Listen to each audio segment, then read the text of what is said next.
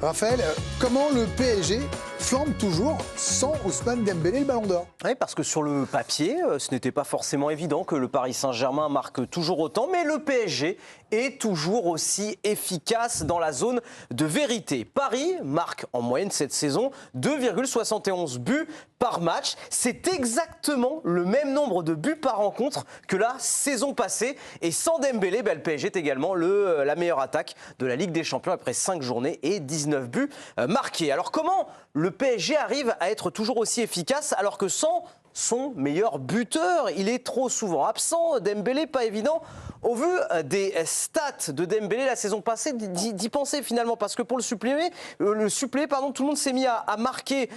Dembélé a été impliqué dans 30% des buts du PSG la saison dernière, 15 buts, 16 passes D.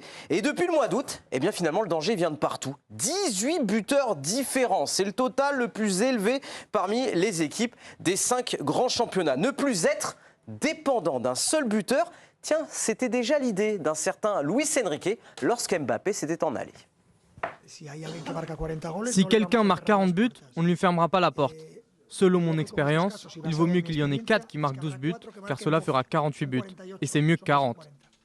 Et il avait déjà des idées, Luis Enrique. Enfin, comment le PSG flambe toujours sans Dembélé? Car au-delà de son rôle de buteur, le Ballon d'Or a bien été suppléé dans son rôle de faux numéro 9, dans l'intensité pour presser l'adversaire. La saison passée, Ousmane Dembélé était le joueur avec le plus haut total de pressing à haute intensité dans la moitié de terrain adverse. Cela représentait 30 pressings à haute intensité toutes les 90 minutes. Mais regardez, ces suppléants font aussi bien en faux neuf. Lee et Quentin N'Djantou font 26 et 30 pressings par 90 minutes. Et Mayolo Batien, qui est titulaire ce soir, c'est 45 pressings toutes les 90 minutes. Il fait mieux qu'Ousmane Dembélé ce soir. Peu importe qui l'a remplacé, c'est Mayolo pour le coup. Paris flambera, vous l'aurez donc compris.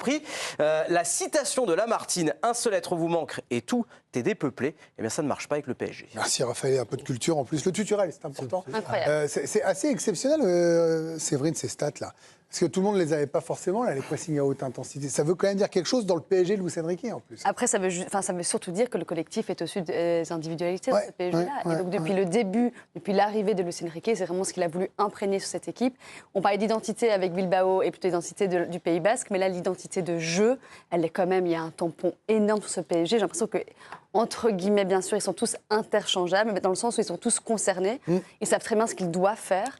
Et c'est en ça qu'elle est surpuissante, cette équipe. Et donc, c'est pas si étonnant que ça de voir ces stats, même si elles sont impressionnantes, mais ils sont tous concernés. Le collectif est bien au-dessus des individualités. C'est pour ça qu'on se retrouve là, en fait. Il faut relativiser toujours ces stats, parce que le pressing à haute intensité de Lee ou celui de Dembélé, c'est pas le même. J'ai pas l'impression qu'il va à la même vitesse. Il y a l'effort, il y a l'intention de l'effort qui est là. L'intention, moi, que je suis spectateur, je regarde, j'ai l'intention d'y aller, j'y vais pas. La différence, elle est quand même nette. Ce que fait Dembélé, en plus, le pressing, il se fait pas n'importe comment. Il y a une orientation à donner en fonction des autres joueurs. Il y a aussi un sens tactique dans le pressing. On en parle souvent, tout le monde dit, faut presser. Mais les mecs, ils courent. Il ne suffit pas de courir.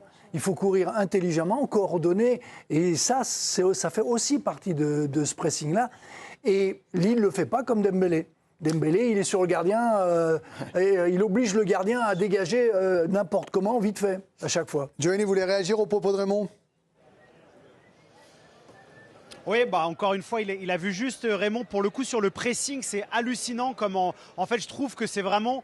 L'absence de Dembélé symbolise ça, le Paris Saint-Germain depuis le début de la saison, ce qui lui fait défaillance en dépit des absences et la qualité de son pressing. Je les trouve beaucoup moins forts et c'est en grande partie dû à l'absence de Ousmane Dembélé. C'est le capitaine du pressing. Non seulement il va vite, mais il le fait de manière très intelligente et dans ce registre-là, pour moi, il est irremplaçable.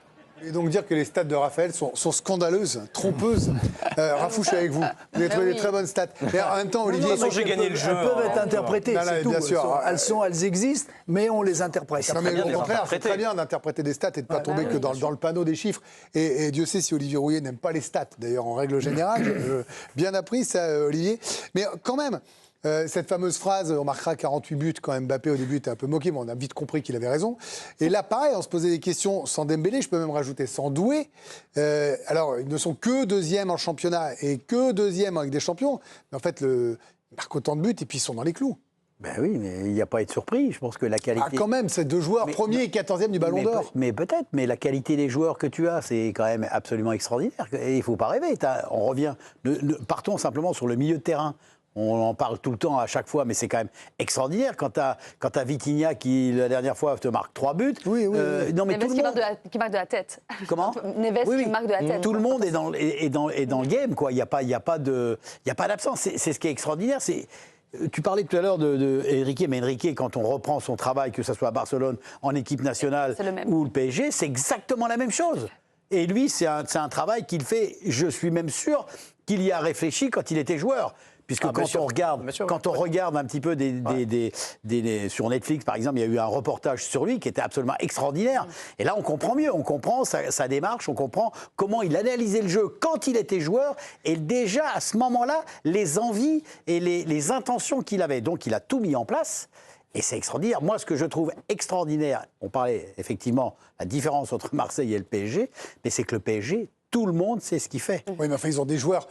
Je sais, c'est le même bon effectif, mais ils ont quand même des joueurs qui coûtent 60 millions. Mais peut-être. Mais ce qui n'empêche quand même, Greg, c'est que tout le monde respecte et tout le monde le fait. Bien sûr. Alors.